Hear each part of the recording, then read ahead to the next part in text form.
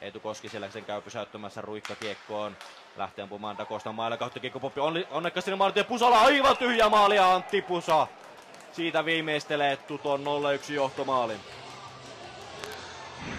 Räkämaali, ei kai siinä, mutta kaikki lasketaan ja siinä ei myöskään Antti Pusa suinkaan hätiköinyt, vaan tiesi, että hänellä on paljon aikaa siinä ja käytti kaiken sen ajan aivan rauhassa ja teki maalin. Eli maalit ovat toistaiseksi puuttuneet. Teemu Virtala tuo kiekkoa nyt tämä kyllä haiskahti vahvasti paitsilta. Sitten on Kutikilta tyhjä maali ja Teddy Dacosta passaa loistavasti ja Antoni Kutik viimeistelee tästä kauden 12 maalinsa.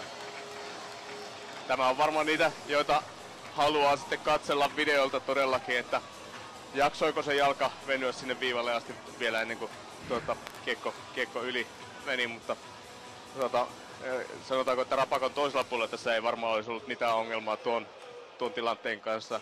Olisi annettu mennä vaan, mutta eurooppalainen linja on välillä vähän tiukempi. Verran ohi Unterweger palauttaa kiekon takaisin sinne. Kiltunen. Sitten Koivistolla tilaa, mikä Koiviston ratkaisu lähtee sitä omaan ratkaisua hakemaan. Hyvä ratkaisu onkin, Petoni kuitenkin torjuu toista kiekko jälleen maalille ja nyt on siinä! Kyllä siellä on Veikko Karppinen iskee siitä kiekon maaliin ja Hokki siirtyy 2-1 johtoon. Timo Hiltunen pelaa kiekon maalille ja Veikko Karppinen suti ilmasta kauden 3. osumansa. Hyvin seurattu Veikolta siitä ja jälleen oikein kunnon pyöritystä ja ei siinä pystytty. Veikkokin on vahva jässikkö tuossa maalin edessä, niin häntä on hankala sitten toisaalta siihen parkkeeraaneena estääkään, että erittäin viisasta pelaamista. Haastattelussa päätuomari Timo Favoriin. Millainen ottelu on puhaltaa? No tää on ollut aika selväpiirteinen, että hyvää syöttöpeliä, että ihan hyvää kiekkoa. Miehellä liigaa yli 700 ottelua takana. Miten tuo liigaa mestis eroaa näin tuomarin näkökulmasta toisistaan? No ehkä pelinopeudessa on se suurin ero, että kyllähän pelitaktiikat on suurin piirtein samanlaisia, että semmoisessa pelinopeudessa. Millaista peliä eroat kolmannelta erältä?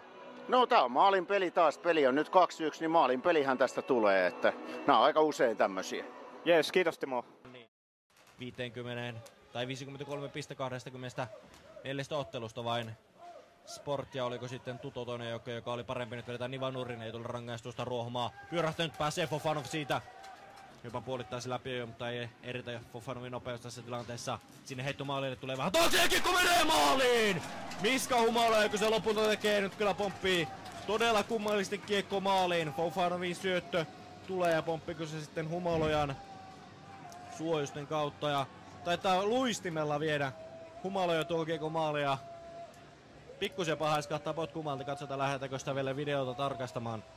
Nähdäkseni siinä nimenomaan Humalojan tavoitteena oli saada jalalla kiekko haltuun, ei niinkään potkaista sitä. Kyllä tässä puhelimeen menee joo. Puhelimeen mennään.